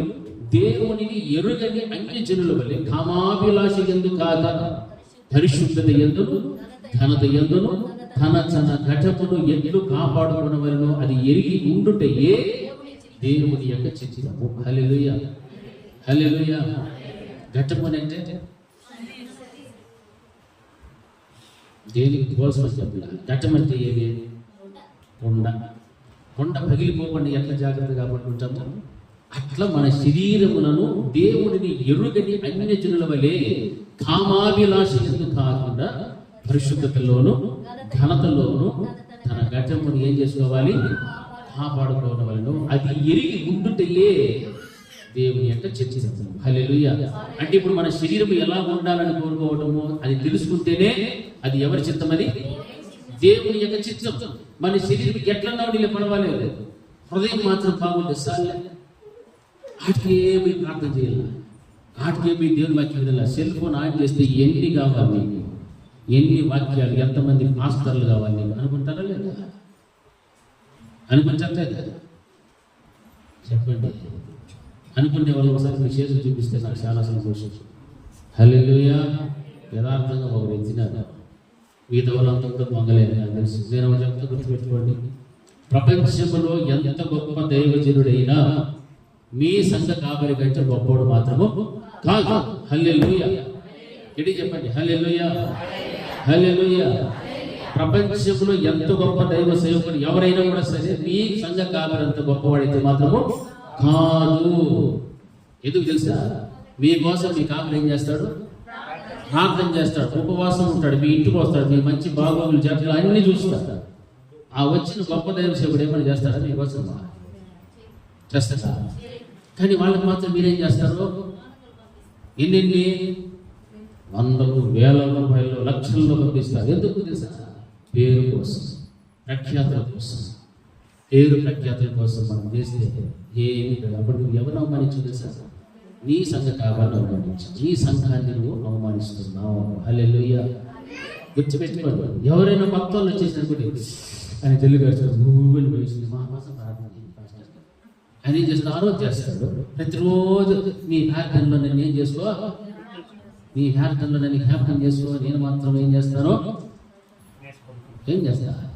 తినేసుకో చేస్తాడైనా. ఇదే మాట నీ పాస్టర్ చెప్పారు, నీ కాపరి చెప్పారు. నువ్వు చేసినా చేయకపోయినా నీ కోసం నీ సంఘ కాపరి చేస్తాడు. అప్పుడు ఎవరు గొప్ప? ఎవరు గొప్ప? ఎవరు గొప్ప? సరిగా నోరులు తిరగడం లే. ఎవరు గొప్ప? అది నాకు రావాల్సిన ఆన్సర్. ఇది గుర్తుపెట్టుకోవాలి. ఎవరైనా కానీ ఏ సంఘము కాపర్లైనా కూడా సరే కాదు, ఏ సంఘాల్లో ఉన్నా ఆ కాపర్లు ఆ సంఘానికి వారే గొప్ప. కానీ ఇంటర్నేషనల్ లెవెల్లో ఉన్నటువంటి వాళ్ళు ఉన్నారు, వీళ్ళు ఉన్నారు అని చెప్పబడి పిలువబడుతున్నటువంటి వారు వీరికంటే గొప్పేమి కాదు. ఇది మీరు జ్ఞాపకం పెట్టుకోండి, రాసి పెట్టుకోవాలి. మీ వ్యక్తిగత జీవితంలో బాగా ఆలోచన చేసి కూడా మీరు మళ్ళా కూడా మార్పు వేసుకోండి. నేను చెప్పింది కరెక్ట్ కాదని మీరే చేసుకోండి. హల్లెలూయా, హల్లెలూయా, హల్లెలూయా. అది మనకు ఉండాల్సింది. కొంతమంది పాపం ఈ మధ్య సమయం లేకుండా స్క్రీన్లు పెట్టేసి కూడా వాక్యం చెప్పేస్తాను. అడిగి స్క్రీన్ మీద కూర్చొని వచ్చేది ఎంత దౌర్భాగ్యం చూసారా? ఇలా నేరుగా వచ్చి కూర్చొని దేవుని యొక్క సన్నిధిని అనుభవించడం ఎలా ఉంటుంది? స్క్రీన్ ముందర కూర్చొని వచ్చేది ఎలా ఉంటుందా? అది ఆర్టిఫిషియల్. స్క్రీన్ ముందర నువ్వు ఏం చేస్తావో ఆయనకి వెళ్తావు, ఆయన చేసేది మాత్రం యాక్షన్ నీకు కనిపిస్తూ ఉంటుంది. నువ్వేం చేస్తావు ఆయన తెలుస్తుందా? కానీ అక్కడ కూడా ఏం చేస్తామో నిలువుదో చేసేసి అక్కడ డబ్బాలు వేసి వచ్చేస్తాం. హల్లెలూయా, హల్లెలూయా. ఇవన్నీ జాగ్రత్త గమనించాలి. మన సంఘాలను, మన సంఘ కాపులను తక్కువగా చులకనగా మాత్రం చూడద్దు. అది మనకు ఆశీర్వాదం కానీ కాదు. హల్లెలూయా. కాబట్టి దేవుని యొక్క మందిరానికి వచ్చేటప్పుడు మొట్టమొదటిగా మనం ఎలా రావాలిగా? ప్రోక్షించబడిన హృదయము. రెండవది నిర్మలమైన ఉదకముతో స్నానము చేయబడినటువంటి అంటే ప్రార్థన, వాక్యము బాగా ధ్యానం చేసి చదువుకొని మొరపెట్టి ఎక్కడికి రావాలా? అంత టైం మాట్లాడు ఉందని అనుకోవద్దు. టైం కల్పించుకోండి. ఉదయాన్నే లేచి మీ పనులకు మీరు టైం ఇస్తారు కదా, దానికంటే ముందు ఒక గంట లేస్తే ఈ పనులన్నీ కూడా జరిగిపోతుంది. గంట ముందు లేవు, గంట లేటుగా లేచి గంట లేటుగా ప్రారంభించి మందిరాన్ని కూడా ఒక గంట లేటుగా, ఇది చాలా తప్పదు. హల్లెలూయా. నీ వస్తున్నది ప్రాంతం ఎక్కడికి? నీ వస్తున్న స్థలం ఏది? నిన్ను సృష్టించినటువంటి దేవుని సన్నిధానం నీవు వస్తున్నావు. ఇది జ్ఞాపకం పెట్టు. ఎక్కడికి? నిన్ను సృష్టించిన నీ సృష్టికర్త దగ్గరికి నేను వస్తున్నాను. తీర్మాన పేటలాగా దోసుకొని తినేసి బాగా దేవుడు తీసుకుంటా నడుతున్నా వద్దా అన్నట్టుగా ఇట్లా ఇట్లా అడుగేసుకుంటూ వచ్చామనుకోండి. ఎవరికంటే ప్రయోజనం? ఎవరికి? టిఫిన్ తినొచ్చిన వాళ్ళు ఎంతమంది చెప్పండి? మర్యాదగా తినేసి వచ్చిన ఏం సాయంత్రం ఒక రోజు తినకపోతే ఏమన్నా ఉపవాసం వస్తే మనకు ఆశీర్వాదం లేదా? ఉపవాసం ఉన్నా? ఉపవాసం వెరీ గుడ్. హల్లెలూయా. ఏమన్నా? హల్లెలూయా. ఉపవాసంతో వస్తే మనకు ఆశీర్వాదం. షుగర్ పేషెంట్ రిలాక్స్ వదిలేస్తాం. ఎందుకంటే తెల్లలేదు మళ్ళీ వాళ్ళు ఏడొచ్చి పడిపోతారు. మళ్ళీ నేనే లేకపోతే కమాన్ గెట్ అవుట్. హల్లెలూయా. యేసు నామములో లే అని నేను ప్రార్థన చేస్తాను. అంత అవసరం పెట్టదు. అది మీరు తినేసేది. షుగర్ పేషెంట్స్ మీతో బలంగా ఆరోగ్యంగా ఉన్న యవనస్తులు, మధ్య వయసు అందరూ కూడా ఎట్లా రావాలా? ఉపవాసంతో వస్తే అది మనకు నిజంగానే నీకు నీ కుటుంబానికి కూడా ఆశీర్వాదం. ఇవన్నీ కూడా ఒక క్రమం. దేవుని మందిరానికి వస్తున్నామంటే నీ నిర్మలమైన ఉదకముతో స్నానం చేయబడినటువంటి శరీరము ఏ విధంగా కావాలో ఆ విధంగా నువ్వు సిద్ధం చేసుకుని వస్తావు మందిరానికి. తినేసి అది చేసుకొని ఇది చేసుకుని అన్ని సర్దించుకొని సర్దుబాటు చేసుకొని వచ్చేది కాదు. మందిరానికి రావడం అంటే ప్రోక్షించబడిన హృదయం, నిర్మలమైన ఉదకముతో స్నానం చేయబడిన శరీరం. మూడోది ఏమంటున్నాడు అక్కడ? విశ్వాస విషయంలో సంపూర్ణ నిశ్చయత. హల్లెలూయా. ఏ విషయంలో? విశ్వాసం విషయంలో సంపూర్ణమైన నిశ్చయత. దేవుడు అంటే మనం విశ్వాసం ఉండాలి. దేవుడు స్వస్థపరుస్తాడు, నిశ్చయిత. దేవుడు నన్ను బాగు చేస్తాడు, నిశ్చయిత. దేవుడు నా కష్టములన్నింటినీ తీసివేస్తాడు, నిశ్చయిత. దేవుడు నా ఆత్మీయ జీవితాన్ని బలపరుస్తాడు, నిశ్చయిత. దేవుడు నిజంగా నా పాపము నిమిత్తమై తను మరణించిన శిలువ మరణాన్ని జ్ఞాపకం తెచ్చుకోవడం నిశ్చయిత. అది నిజమని నమ్మటం విశ్వాసం. ఆయన మరణించి తిరిగి పునరుద్ధానుడై ఉన్నాడనేటువంటిది కూడా విశ్వాసమే. హల్లెలూయా. వీటి మీద విశ్వాసం ఉంచాలనుకున్నాం. అంతేగాని వస్తువుల మీద లేకపోతే లోకంలో వాటి మీద మనుషుల మీద మనం విశ్వాసం ఉంచకూడదు. వాళ్ళ రోజు మనం నిండా ముంచి పడేస్తారు. ఎవరి మీద ఉండాలంటే ఆయన పరిశుద్ధుడు, విశ్వసించు. ఆయన నీతిమంతుడు, విశ్వసించు. యథార్థవంతుడు, మహోన్నతుడు, మహాగణుడు, నా కొరకు ప్రాణం పెట్టిన వాడు. ఆయన నా కొరకు ప్రాణాన్ని పెట్టి రక్తాన్ని చిందించినటువంటి దేవుడు. హల్లెలూయా. ఆ రక్తమే ద్వారా ఈ రోజు నేను ఏమై ఉన్నాను? సాతాను చేతుల నుంచి పనబడ్డాను, కడగబడ్డాను. ఆ రక్తము నా కోసం ఏం చేస్తుంది తెలుసా? ప్రార్థన, విజ్ఞాపన చేస్తుంది. ఆ రక్తమే నన్ను కాపాడుతుంది. అందును బట్టి ఆ రక్తమైనటువంటి యేసుక్రీస్తు ప్రభువు వారి యందు నాకు ఏమున్నది తెలుసా? విశ్వాసం ఉన్నది. హల్లెలూయా. హల్లెలూయా. ఆ రక్తము ఆషామాషైన రక్తము కాదు, అది సజీవమైనటువంటి యేసుక్రీస్తు ప్రభువు యొక్క రక్తము. నీకు దేవునికి మధ్యవర్తిగా ఉన్నటువంటి యేసుక్రీస్తు ప్రభువు వారు చిందించిన అమూల్యమైన పరిశుద్ధమైనటువంటి రక్తము. హల్లెలూయా. ఆ రక్తము యందు నీకు ఏముండాలి అంటే విశ్వాసము, ఎందు నిశ్చయిత కలిగి ఉండాలి. హల్లెలూయా. ఆ విశ్వాసం నీలో ఉంటే నీవు అనేకులకు ఏం చేస్తావు? అదే విశ్వాసాన్ని నీవు కనపరుస్తున్నావు. నేను ఎవరి ఎందైతే విశ్వాసం ఉంచి ఉన్నానో, ఏ దేవుని బట్టి నేను విశ్వాసంలో కొనసాగుతున్నానో, నీవు కూడా రా అదే దేవుని యందు విశ్వాసం ఉంచు. నీకున్న స్థితిగతులను మార్చగల శక్తిమంతుడు ఆయనే. ఆ రక్తము ద్వారా నీవు ప్రోక్షింపబడతావు. ఆ రక్తము ద్వారా నీవు కడగబడతావు. ఆ రక్తము ద్వారా నీవు కాపాడబడతావు. నీకు దేవుడు నీ కొరకు ఆ తండ్రి యొక్క ఏం చేస్తాడు తెలుసా? ప్రార్థన, విజ్ఞాపన చేస్తాడని ఆ దృఢమైనటువంటి విశ్వాసం నిశ్చయిత నీకు రావాలి. హల్లెలూయా. ఆ విశ్వాసములో కనుక నీవు బ్రతికితే అప్పుడు ఆ విశ్వాసం ఎందు నిశ్చయిత కలిగినటువంటి వారుగా ఎక్కడికి రావాలా? దేవుని యొక్క సన్నిధానానికి నీవు రావాలి. అంతేగాని దేవుని మందిరానికి ఎందుకు వెళ్తున్నానో ఏమిటో విశ్వాసం లేకుండా అవిశ్వాసం రావాలి. మొట్టమొదటి చెప్పాను కదా ఒక చిన్న కథ. ఆ కథలో ఇప్పుడు మీరు అర్థం చేసుకుంటారు. ఇంతకాలంలో 30 సంవత్సరాల నుంచి నేను మందిరానికి వస్తే విన్న వాక్యాన్ని బట్టి, చెప్పబడిన ఆయన బట్టి సమయం గుర్తయింది, కానీ నాకు ఒక్క మాట కూడా జ్ఞాపకం లేదు అని చెప్పుకోవడం కంటే ఆ వాక్యం వింటున్నాను కాబట్టి ఈ రోజున నేను బ్రతుకున్నాను. నాకు ఆరోగ్యం ఉంది. నాకు దేవుడు సమస్తమును ఇచ్చాడు. దేవుని సన్నిధి ప్రత్యక్షత అనుభవించడానికి దేవుడు ముగ్గు చూపించాడు. ఇరుకులో విశాలత కలుగు చేస్తున్నాడు. వాక్యం జ్ఞాపకం లేకపోయినా ఆ వాక్యము నాలో ఉన్నటువంటి అంతరంగ పురుషుని ఏం చేస్తున్నది? జీవింపజేస్తూనే ఉన్నది. హల్లెలూయా. ఆ వాక్యము నన్ను జీవింపజేస్తున్నది. శరీరము నలిగిపోయినా, కృషించిపోయినా, కృంగిపోయినా నా అంతరంగ పురుషుడు మాత్రము బలము కలిగినటువంటి వాడు. హల్లెలూయా.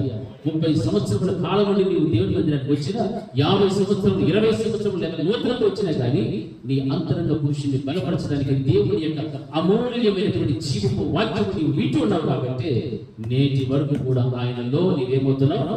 జీవిస్తూ ఉన్నావు. హల్లెలూయా. ఇదే దానికి నిర్వచనం.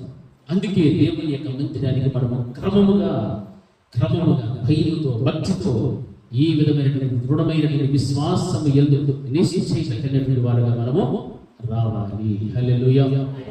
హల్లెలూయా. 4వది ఏమంటున్నాడు అక్కడ? యథార్థమైన హృదయము. ఏ హృదయం ఇది?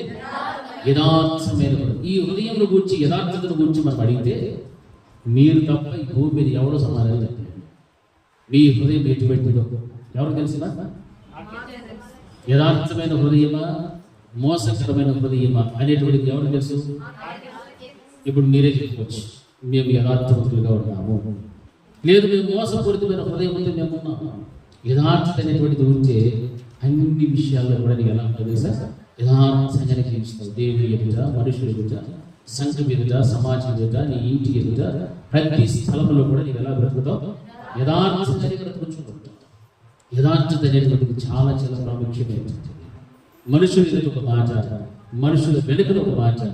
ఇది మోసపూరితమైనటువంటి హృదయం, మోసపూరితమైనటువంటి ఆలోచన కలిగిన హృదయం, ఘోరమైన వ్యాధి కలిగిన హృదయంగా మార్చబడి ఉంటారు. అందుకే వాక్యం అంటారు, యథార్థమైన హృదయం కలిగి నా మందిరానికి నీవు రా. యథార్థమైన హృదయం. ఇవన్నీ కూడా ఆశామాషి పనులు కాదు. ఇవన్నీ చాలా చాలా జాగ్రత్తగా మనము దేవుని మాటలను అంగీకరించి అనుసరించి దాని ప్రకారంగా బ్రతికితేనే ఈ విధమైనటువంటి ఆహ్వానాన్ని దేవుడు మనకు ఇస్తాడు. హల్లెలూయా.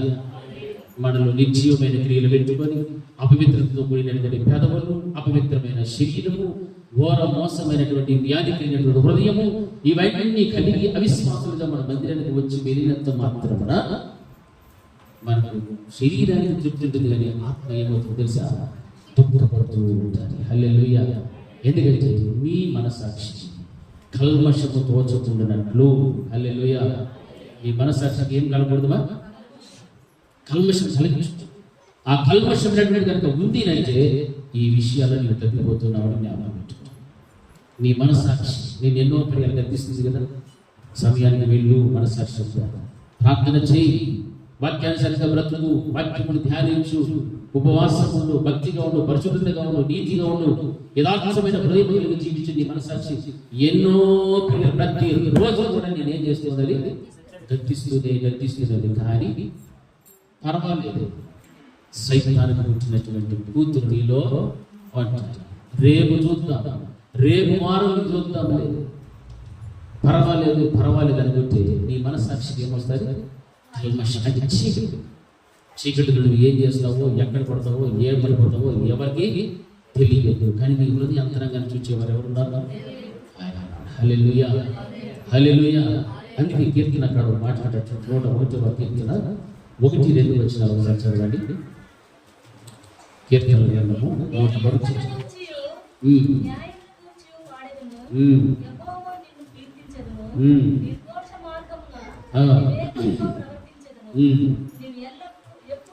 ఎప్పుడు నా యొద్దకు వచ్చేదవు, నా ఇంట యథార్థ హృదయముతో నడుచుకొందును. చాలా హల్లెలూయా, హల్లెలూయా. ఈ 101వ కీర్తనలో మనం చూస్తే సారాంశం అంతగా యథార్థ హృదయమును కూర్చున్నటువంటి మాటలు మనకు కనిపిస్తాయి. నా ఇంట్లో నేను ఎలా ఉన్నానంటే యథార్థమైన హృదయము కలిగిన వాడు. నీ ఇంటిలో నీ భార్య ఎదుట, నీ భర్త ఎదుట, సంఘములో నీ కాపులు ఎదుట, నీ సహ విశ్వాసం ఎదుట, సమాజంలో నీ పని చేసేటువంటి చోట, ప్రతి స్థలంలో కూడా నీ హృదయం ఎలా ఉండాలి? యథార్థమైన కీర్తనకారుడు దావీదు గారు అంటున్నారు, నా ఇంట నేను ఎలా ఉన్నానంటే యథార్థ హృదయంతో నడుచుకుంటున్నాను. ఈ రోజున నువ్వు దేవుని సన్నిధానికి వచ్చావు, వాక్యం బోధిస్తుంది. యథార్థమైన హృదయము కలిగినటువంటి వారమై ఉండి నా మందిరమునకు నీవు రా అని చెప్పారు. ఇవన్నీ ఉన్నాయా లేదా మనలో? ఆలోచన చేసుకోవాలి. హల్లెలూయా, హల్లెలూయా. నువ్వు చేసేటువంటి రహస్య పాపాలు, బలహీనతలు, ఏ స్థితిలో నీవు ఉన్నావో వాటన్నింటిలో కూడా నువ్వేమీ ఉండాలి? యథార్థంగా ఉండాలి. యథార్థత అనేటువంటిది లేకపోతే రహస్యంగానే ఉండిపోతుంది. అవన్నీ కూడా ఒప్పుకోవాలి.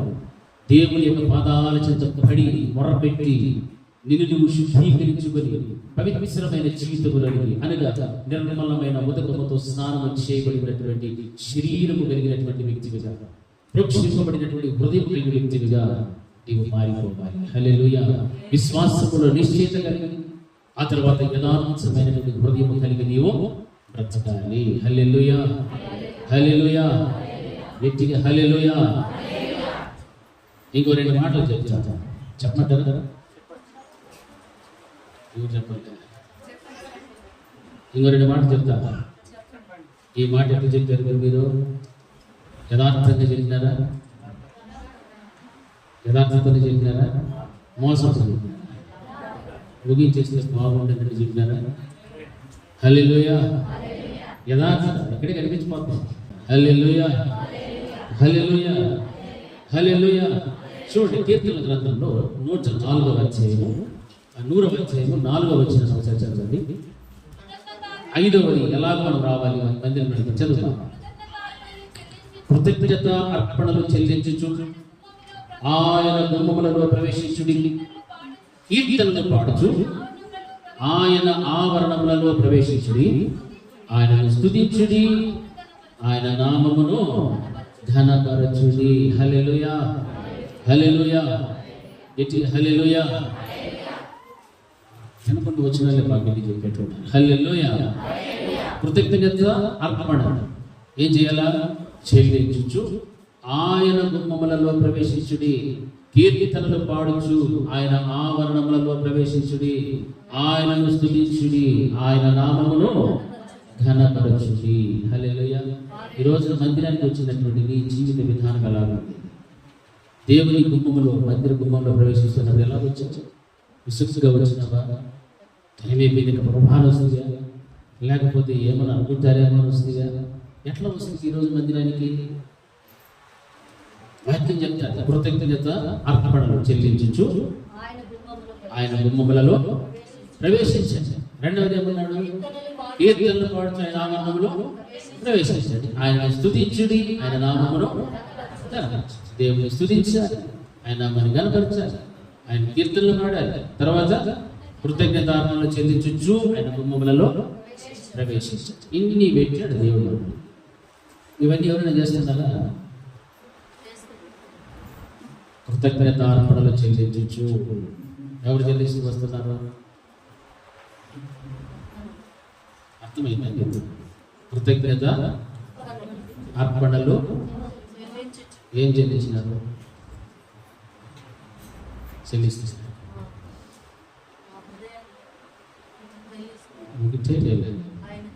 హృదయం అంటే అట్లయితే ఫినిష్. హల్లెలూయా. ఒకటే ఫినిష్. హల్లెలూయా. రెండోది ఆయన మందిరంలోకి రావాలన్నా కీర్తన. మూడోది స్తుతించడానికి ఎంతమంది వస్తుంది?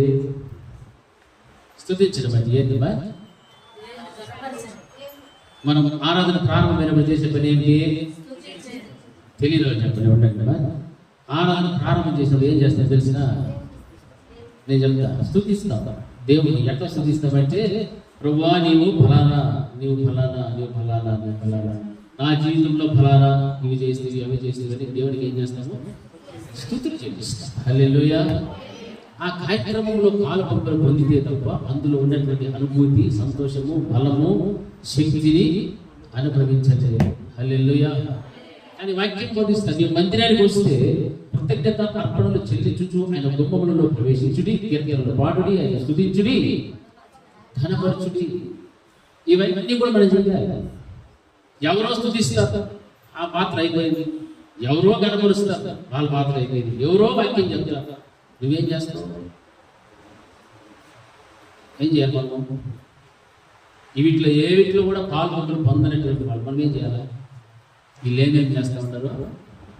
సొంత చూసేదానికి అట్లా చేసినారా లేదా, జైకిందే లేదా అనేటువంటి ఆలోచనతో మాత్రము 9:30 ఎంత ఎంచుకున్నాలా? ఏమో చెప్పరు. ఎందుకంటే మనకు అన్ని సరిపెట్టి కాదు. ఎందుకంటే మన శరీరాలు నిర్మలమైన ఉదకముతో స్నానం చేసుకోవడం మనకి ఇష్టమో లేదు. గబ్బు కొట్టుకునే రావాలి. గబ్బు కొట్టుకుని వస్తే పక్కన ఉండాలి కూడా ఏమొస్తుంది? ముక్కు మొద్దు వేసుకొస్తాయి. బాగుంటుందా?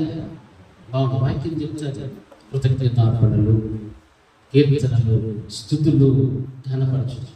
ఇవన్నీ కూడా దేవుని యొక్క మందిరంలో నీవు చేయడం కోసం నిన్ను నీవు సిద్ధం చేసుకుని నీ ఇంట్లో నుంచి బయలుదేరి వస్తే అప్పుడు ఈ కార్యాలన్నీ కూడా సంపూర్ణంగా నీవు చేయగలుగుతావు. హల్లెలూయా, హల్లెలూయా.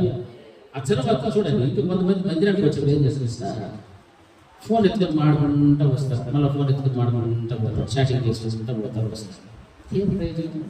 వస్తామని చాటింగ్ చేసే పని సైతాన్ని, వచ్చేది దేవుని, చేసే పని మాత్రము వాడిని. ఏమైనా పొంతన ఉందా? చీకటికి వెలుగుకు ఏమైనా సంబంధం ఉందా? విశ్వాసికి అవిశ్వాసికి ఏమైనా పొంతన ఉందా? మరి వచ్చేసేమో విశ్వాసం లాగా, చేసే పనులన్నీ అవిశ్వాసంలాగా వస్తాయి. మనం చూసి ఏమవుతారు? హల్లెలూయా, హల్లెలూయా. ఇంకొంతమంది ఇద్దరు కలిసినారు అనుకోండి, ఎవరి గురించి మాట్లాడుతూ పోతారు తెలుసా? అది మూడో వ్యక్తి గురించి మళ్ళీ ఆసక్తి. వాక్యం ఏం విన్నారు, వాక్యం బతుకుతుంది, నా బతుకు ఎట్లుంది అని చెప్తున్నారు. మూడో వ్యక్తి గురించి మాట్లాడతారు. ఓ పలానా నీకు తెలుసా, అవునా, నిజమా, అన్నీ సైతాన్ని మాట్లాడారు. ఇది నిజమా, ఇది ఎవరుమా? సైతాన్ని. నీకు తెలియదా, ఎవరు చెప్పింది ఇవన్నీ? అయ్యో రా కూర్చో అని చెప్తాను. బైబిల్ కూడా పక్కన పెట్టి దాంట్లో కలుస్తుంది. మందిరంలో 10 నిమిషాలు కూర్చోలేదు మాత్రం నిలవదు. హల్లెలూయా. ఇట్లాంటి బ్రతుకు ఉండనే ఉండదు. నువ్వు వస్తే నీతో పాటు ఉన్న వాళ్ళ గురించి మాట్లాడు, వాళ్ళు నీ గురించి మాట్లాడు, అంతే. మూడో వ్యక్తి గురించి మాట్లాడతారు మందిరానికి మాత్రము కృతజ్ఞతగా అర్పణలు చెల్లించు, ఆయన గుమ్మములలో ప్రవేశించండి, కీర్తనలు పాడుచు, ఆయన స్తుతించుడి, ఆయన ఘనపరచుడి. ఇవి ఉండాలి. కానీ లోక సంబంధమైనటువంటి విషయాలు నీ యొక్క హృదయంలోనికి తీసుకొని వస్తున్నావు అంటే నీ హృదయం ప్రోక్షించబడిన హృదయము నీ శరీరము నిర్మలమైన ఉదకముతో స్నానము చేయించబడలేదు. విశ్వాసం అందు నీకు నిశ్చయిత లేదు, యథార్థమైన హృదయం నీ జీవితంలో లేదు, జ్ఞాపకం పెట్టు. అందుకే వాక్యం బోధిస్తారు, ఈ క్రియలన్నీ కూడా నీ జీవితంలో ఉండాలి. అందుకే 42వ కీర్తన గ్రంథంలో మనం చూస్తే 6వ విషయంలో 4వ వచనం ఒకసారి చదవండి. 42వ అధ్యాయము 4వ వచనం. జన సమూహముతో పండుగ చేయుచున్న సమూహముతో నేను వెళ్ళిన సంగతిని సంతోషము కలిగి స్తోత్రములు చెల్లించుచు నేను దేవుని మందిరమునకు వారిని నడిపించిన సంగతిని జ్ఞాపకం చేసుకొనగా నా ప్రాణము నాలో కరిగిపోచున్నది. హల్లెలూయా. అంటే ఇక్కడ మనకి ఏం గమనిస్తున్నామంటే దేవుని కొరకైనటువంటి తృష్ణ, దేవుని యొక్క సన్నిధి కొరకైనటువంటి ఆసక్తి కనిపిస్తుంది. నీవు దేవుని మందిరానికి వస్తూ ఉన్నావు అంటే నీతో పాటు ఇంకొంతమందిని ఏం చేయాలా? దేవుని యొక్క మందిరానికి నడిపించేటువంటి విశ్వాసంగా ఉండాలి. వాక్యం బోధిస్తున్నది ఏమంటున్నాడైనా? జన సమూహముతో పండుగ చేసిన సమూహముతో నేను వెళ్ళిన సంగతిని సంతోషము కలిగి స్తోత్రములు చెల్లిస్తూ నేను దేవుని మందిరానికి వారిని ఏం చేశాను? నడిపించిన సంగతిని జ్ఞాపకం చేసుకొస్తే నా ప్రాణం ఏమైపోయారు? కరిగిపోచు ఉన్నది. హల్లెలూయా. ఈ క్రియలన్నీ కూడా నీ జీవితంలో దేవుని మందిరానికి వస్తే నువ్వు మాత్రం సాయంత్రం దైవ బలిపడం చేయలేదు. నీ భర్తను పిలుచుకో, నీ భార్యను పిలుచుకో, నీ బిడ్డలను పిలుచుకో, నీ తల్లిదండ్రులు పిలుచుకో, నడిపించు దేవుని మందిరానికి. అప్పుడే కదా ఒక జీవితానికి, ఒక కుటుంబానికి సంపూర్ణత అనేది కలుగుతారు. సంపూర్ణంగా లేకుండా అసంపూర్ణంగా నీవు వచ్చావని అయితే ఇప్పటికిప్పుడు దేవుడు రాకలు వచ్చింది అనుకోండి, ఎత్తబడతావు. విడువబడినటువంటి నీ కుటుంబీకులు, నీ బిడ్డలు, నీ తల్లిదండ్రులు, వారి పరిస్థితి ఏంటి? లోకంలో ఉన్నారేమో, లేకపోతే ఏ చెడు సహవాసాలు తిరుగుతున్నారో, ఏ మోసంపన్నమైనటువంటి ఐహిక విచారములతో వాళ్ళు బ్రతుకుచున్నారేమో, వారికి రక్షణ. హల్లెలూయా, హల్లెలూయా. చివరిగా ఒక మాట చెప్తాను చూడండి.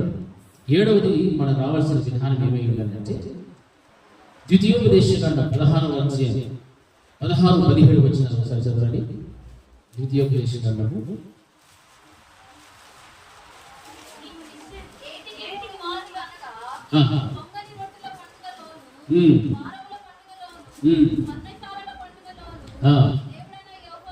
నీ దేవుడైన యెహోవా ఏర్పరచుకున్న స్థలమున నీ మగవారందరూ ఆయన సన్నిధిని కనబడవలెను.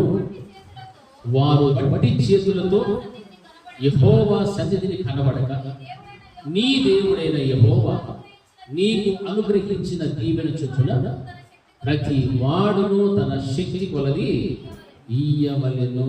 హల్లెలూయా. కింద దానికి అర్థము మాట రాయబడింది. శక్తి కొలది అంటే తన చేతి బహుమానము చొప్పున అనేటువంటి మాట కనిపిస్తుంది. నా ప్రియమైనటువంటి దేవుని పెట్టారా, దేవుని యొక్క మందిరానికి మనం నడిపించే వాళ్ళమే కాదు, కానీ దేవుని యొక్క మందిరానికి మనం వచ్చేటప్పుడు 15వ వచ్చిన ప్రారంభ భాగంలో మాట్లాడింది. ఏమని అక్కడ? నీ రాబడి అంతటిలోను, నీ చేతి పనులన్నిటిలోను నిన్ను ఆశీర్వదించును గనుక నీ దేవుడైన యెహోవాకు 7 దినముల పండుగ చేయవలెను, నీవు నిశ్చయముగా సంతోషించవలెను. హల్లెలూయా. ఇది చెప్పండి. హల్లెలూయా, హల్లెలూయా. దేవుని యొక్క మందిరమునకు వచ్చేటప్పుడు మన జీవితంలో ఏమి కలిగి రావాలి అనే విషయాలన్నీ 6 విషయాలు మనం జ్ఞాపకం తెచ్చుకున్నాం కదా. ఏడవది చిట్ట చివరిది ఏమంటే నీ దేవుడైన యెహోవా నీ రాబడి అంతటిలో కూడా నీ చేతి పనులన్నిటిలోనూ నిన్నేం చేస్తాడు. మన రాబడి అంతటిలో అంటే మనం ఏమనుకుంటాము, కొన్ని దాచేస్తాం. మనకు వచ్చే రాబడులు కొన్ని దాచుకుంటాం. కొన్ని రాబడులు మాత్రమే చెప్పాలరా, కొన్ని రాబడులు మనకు సపోజ్ జీతం అనుకోండి, జీతం మాత్రమే, జీతంలోనే మనం ఏమిస్తాము, దశమ భాగం ఇస్తాము, దేవుడికి ఏదో ఇస్తాం అనుకోండి. ఇంకా వేరే వ్యాపారాలు ఉంటాయి, ఏదో పొలంలోనో లేకపోతే వాటిలోనో వీటిలోనో మనకున్న బాడుగుల్లోనో లేకపోతే మనకున్న వీటిల్లోనో ఏదో ఒక వస్తాయి కదా, వీటిలో మనం దశమ భాగం ఇస్తామా? ఎందుకు ఆ దశమ భాగం కిందకే వస్తుంది చెప్పండి రా, దశమ భాగం వస్తుందా రాదా? వాక్యం చెప్తుంది, ఏం చెప్పడం లేదు. నీ రాబడి అంతటిలో అన్నాడా, లేకపోతే నీ జీతములు అన్నాడా, నీ జస్ట్ వ్యవసాయ రూపాయల సైజులు అన్నాడా? నీకు ఏ రూపంలో ఏ ఆదాయం అయితే వస్తుందో నీ రాబడి అంతటిలో కూడా నీ చేతి పనులన్నిటిలోనూ దేవుడిని ఏం చేస్తాడు, ఆశీర్వదించును. హల్లెలూయా. ఆ రాబడి అంతా కూడా ఆశీర్వదించబడాలి అంటే వారు వట్టి చేతులతో యెహోవా సన్నిధిని కనబడక నీ దేవుడైన యెహోవా నీకు అనుగ్రహించిన దీవెన చొప్పున ప్రతి వాడును తన శక్తి కొలది ఇయ్యవలెను. హల్లెలూయా. అర్థమైన మాత్రం ఒకసారి గట్టిగా హల్లెలూయా, హల్లెలూయా. ఇప్పుడు మీరందరూ మీ అన్ని రాబడి అంతటిలో కూడా ఏమి ఇవ్వాలి దేవునికి? సిస్టమ్ అవుతుంది. ఏమి ఇవ్వాలమ్మా? దశమ భాగము ఇవ్వలేదా? చెప్పండి, ఎంతమంది ఇస్తారు? రాబడి అంతటి, నాట్ ఓన్లీ వన్, రాబడి అంతటి. మేము చూపిస్తాం, మీరు చెప్పేస్తే మేము ఇస్తామా? చూడండి, వ్యాపారం చేసుకొని వాళ్ళ ఊర్లో వదిలేసి చేసేస్తారు. గుడిసెల్లో ఉండేవాళ్ళు హల్లెలూయా, భవనాల్లో ఉండేవాళ్ళు ఎవరు చేసేస్తారు హల్లెలూయా. మీ రాబడి అంతటిలో కూడా దేవుడికి ఏమి ఇవ్వాలంటున్నాడు? ఇస్తామా వద్దా?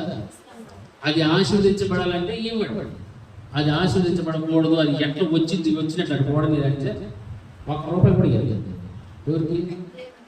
ఎవరికి? ఎవరికి? నాకు. ఎవరికి ఇచ్చినట్టు? హల్లెలూయా. వాక్యం ఉండేది ఉన్నట్టు చెప్తున్నారు. రేపు నాడు దేవుడు నన్ను కోసం చేయలేదు, మీరు నన్ను కోసం చేయలేదు. ఈ వాక్యం నాకు చెప్పలేదు సమయం, లేకపోతే దాంట్లో కూడా ఇచ్చిందో.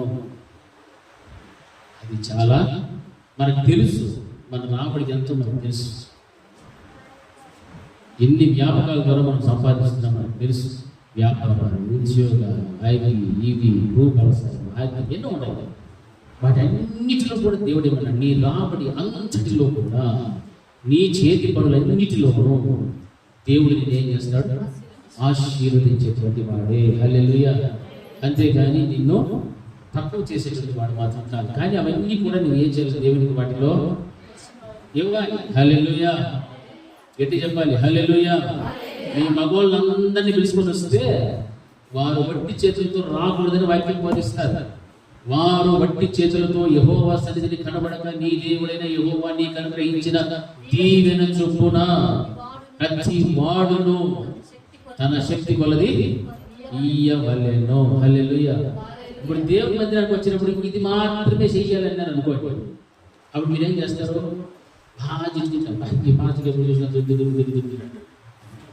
ఈనాడు మన రాజకీయ ఎన్నో పథకాలు జరుగుతుంది, ఆ పథకం ఈ పథకం మంచి అనుకుంటుంది. అవునా? ఎన్ని వచ్చేది పథకాలు మామూలుగా జరుగుతుంది. కానీ దీనికి ముందున్నవన్నీ కూడా చేస్తే అప్పుడు దీంట్లోకి మీరు క్రమంగా వస్తారు. హల్లెలూయా, హల్లెలూయా. హృదయం యథార్థమైనదైతే మోసం చేయకుండా అననీయ సఫీరల్లా కాకుండా మన రాబడి ఎంత ఉందో అంతటిలో కూడా మనం దేవునికి ఇస్తామయ్యమా? చెప్పాలి, ఇస్తామయ్యమా? ఇస్తాము. హల్లెలూయా. ఇవన్నీ కూడా నేర్చుకోవాలి. ఎందుకంటే దేవుని మందిరానికి వచ్చేటప్పుడు ఎలాగ రావాలి అంటే మొట్టమొదటి ఏం చెప్పాను? ప్రోక్షింపబడిన హృదయం. రెండవది నిర్మలమైన ఉదకముతో స్నానము చేయబడి ఉన్న శరీరము. మూడవది విశ్వాసంలో నిశ్చయిత. నాలుగవది యథార్థమైన హృదయం. ఐదవది 5 చదవరా? కృతజ్ఞతాస్తుతులు చెల్లించు, కృతజ్ఞత అర్పణలు చెల్లించుచు గుమ్మములో ప్రవేశించాలి, స్తుతించాలి, కీర్తనలు పాడాలి, గణపరచాలి. మళ్ళా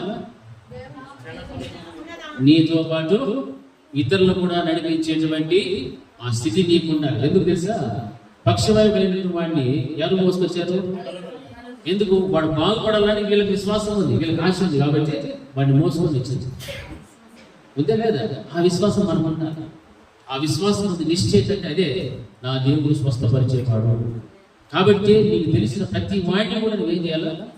రా, తీసుకుంటా. ఆ గుణం నీకు రావాలి. అప్పుడు దానివల్ల కలిగే సంతోషం చాలా అధికంగా ఉంటాయి. చివరిగా ఏముంది అక్కడ? నీ రాబడి అంతటిలో కూడా నీ దేవునికి నువ్వేం చేయాలా? ఇవ్వాలి. హల్లెలూయా. ఒక రాబడికి దాచి పెట్టుకొని అననీయ సఫీరలాగా, ఇంకో రాబడికి ఇంతేనైనా అన్నప్పుడు ఏమైనా ఫలితం ఉంటుందా? వారు ఏం ఫలితం పొందుకున్నారు? అననీయ సఫీర ఏం సంపాదించుకుంటుంది? అబద్ధం చెప్పి చచ్చింది. హల్లెలూయా. అబద్ధం చెప్పి ప్రాణాలతో ఉంటాయి. జాలి కలిసింది. హల్లెలూయా. ఒకరి తర్వాత వెంటనే చేసుకుంటాం. అట్లాంటి అబద్ధ బ్రతుకు మనకు రూపాయి రానిలేదు. దాంట్లో ఎలా ఉండాలి? దేవుడు నమ్మకంగా ఉండాలి. అందుకే యథార్థమైన ఎప్పుడు చెప్పాడు, నీవు దేవుడి మందిరానికి వచ్చేటప్పుడు ఈ గుణాలన్నీ కూడా నీవు కలిగి జీవిస్తే నిజంగానే నీ మనస్సాక్షికి ఏం కలవదు? కల్మషం అనేటువంటిది కలగదు. హల్లెలూయా. ఇందులో చెప్పబడిన ఈ 7 విషయాలలో ఏ ఒక్క విషయంలోనైనా నీవు తప్పిపోతే నీ మనస్సాక్షికి ఏమి తెలుసా? కల్మషమే. హల్లెలూయా. నీవు మందిరానికి రావచ్చు, పోవచ్చు, పాడవచ్చు, ఏమైనా చేయొచ్చు, వినొచ్చు, బోధించవచ్చు, ఏమైనా చేయొచ్చు. కానీ మనస్సాక్షి సరిగా లేకపోతే అది కల్మషముతో కనుక నింపబడి ఉంటే ఆ విధమైన జీవితంతో దేవుని మందిరానికి రావచ్చు. హల్లెలూయా. రాకూడదని వాక్యం బోధిస్తుంది. ఇవన్నీ కూడా నువ్వు కలిగి జీవించాలి. కలగాలంటే నీలో ఉన్నటువంటి నిర్జీవమైన క్రియలన్నింటినీ కూడా నువ్వేం చేసుకోవాలా? విసర్జించు. అప్పుడు సజీవుడైన దేవునికి ఏం చేస్తావు? సేవించడానికి. ఆ రక్తము నిన్నేం చేస్తుంది? మరి ఎక్కువగా శుద్ధి చేస్తుంది. హల్లెలూయా. ఆ రక్తము కిందకు నీవు వచ్చి ఉన్నావు. వేల కంటే శ్రేష్టమైనటువంటి నీకు నాకు మధ్యవర్తిగా పనిచేస్తున్న నజరేయుడైన యేసుక్రీస్తు ప్రభువు వారి యొక్క రక్తములోని మనం వచ్చినాం. కాబట్టి ఆ రక్తము అంత బలముగా పనిచేయాలి. ప్రోక్షింపబడిన హృదయం అంటే నీవు మొరపెట్టు, గోసాడు, ప్రార్థన చేయి, వాక్యమును ధ్యానించు, వాక్యం వినడానికి ఇష్టపడు, గ్రహించడానికి ఇష్టపడు, దాని ప్రకారంగా జీవించడానికి ఇష్టపడు, ఆ వాక్యము ద్వారా స్నానం చేయించుకోవడానికి ఇష్టపడు. ఆ దేవుని విశ్వాసము కలిగి జీవించడానికి ఇంకా ప్రయాసపడు. యథార్థమైన హృదయంతో జీవించు. కృతజ్ఞత అర్పణలతో నీవు దేవుని యొక్క మందిరానికి రా. ఆయన స్తుతించు, గణపరచు, మహిమపరచు. నీ రాబడి అంతటిలో కూడా దేవుడికి వే చేయాలా? నీ శక్తి కొలది నీవు ఆయనకు ఇవ్వాలి. రాబడి ఇంత, నా శక్తి ఇంతే అన్నవంటి నీ హృదయము యథార్థమైన హృదయము కాదు. యథార్థమైన హృదయం అంటే నీ రాబడి ఎంతో అందులో నుండి నీ దేవుడికి వే చేయాలా? ఇవ్వడం తెలుసుకో. హల్లెలూయా. దేవుని మాటను దీవించిన అందరూ కూడా కళ్ళు మూసుకుందాం. ప్రపంచంతో కొన్ని మాటలతో మాతో మాట్లాడిన విధానం దేవా, మీ మందిరము వచ్చేటప్పుడు ఈ విధమైనటువంటి హెచ్చరికలు మీరు ఇవ్వగలిగారు. ఈ విధంగా వచ్చి చూసుకో ప్రభా, నా జీవితాలకు నిజంగానే ఆశీర్వాదం, నిజంగానే దీవెన, ఆ మనస్సాక్షికి కల్మషం అనేటువంటి అంటుకోకుండా దేవ ఒక పరిశుద్ధమైన పవిత్రమైన జీవితం జీవించడానికి అది సిలువలో మార్చిన నీ సిలువ రక్తం ద్వారా ప్రభా నేను పవిత్రపరచబడు చక్కని ప్రభా మిమ్మల్ని కనపరిచి మహిమపరిచేటువంటి మీకు ఇష్టమైనటువంటి పిల్లలుగా మీ మందిర ఆవరణలో గుమ్మంలో ప్రవేశించడానికి మాకు సహాయం చేయని ప్రార్థన చేస్తున్నాము. దేవా, ఎంతో మంది బిడ్డలు కన్నీరు కార్చి ప్రార్థిస్తున్నారు. మనందరినీ కూడా మీరు దర్శించాలి. ప్రభా, ఏ బిడ్డలో ఏ బలహీనతలు ఉన్నారో, ఏ విషయంలో తగ్గిపోయి ఉన్నారో, తగ్గిపోయిన స్థితిలో నిర్జీవమైన క్రియలను పెట్టి వారికి పరిపూర్ణమైన విడుదల దయచేసి సజీవుడైనటువంటి మిమ్మల్ని సేవించడానికి కృప చూపుతుంది. యేసు నామములో ప్రార్థిస్తున్నాము. నా ప్రాణమా యెహోవా సన్నిధించు, నా సమస్తమైన పరిశుద్ధ నామాన్ని సన్నిధించు. నా ప్రాణమా యెహోవాను సన్నిధించు, ఆయన చేసిన ఉపకారములలో దేనిని మరొకము. మన తండ్రి అయిన దేవుని యొక్క ప్రేమ, ఆయన కుమారుడైన యేసుక్రీస్తు యొక్క కృప, పరిశుద్ధాత్మ దేవుని యొక్క అన్యోన్య సహవాసం ఇప్పుడు ఎల్లప్పుడూ నిత్యం నిరంతరం సదాకాలం ఆయన కృపా సమాధానం మన కుటుంబములన్నిటికీ తోడి నడిపించుగాక. ఆమేన్. అందరికీ వందనాలు.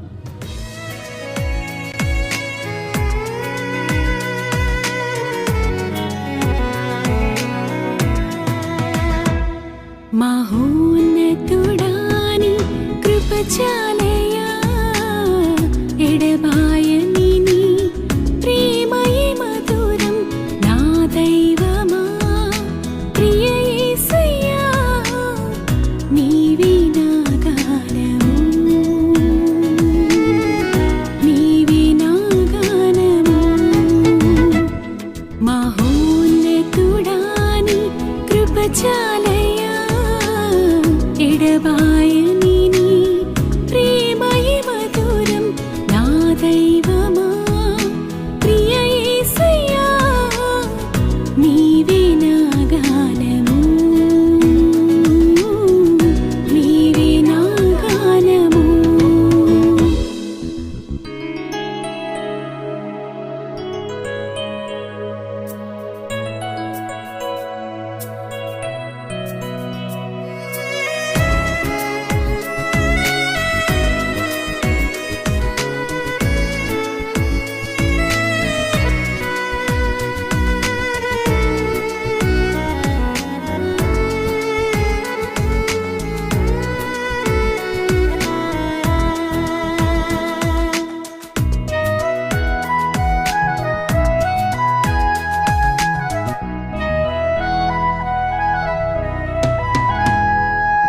కడలేని కడలిలో నిరాశ నిస్పృహలో, కడలేని కడలిలో నిరాశ నిస్పృహలో, అభయమునిచ్చితివి, చేయి విడువక నడిపితివి. అభయమునిచ్చితివి, చేయి విడువక నడిపితివి, చేయి విడువక నడిపితివి. మహోన్నతుడాని కృప చాలయా, ఎడబాయని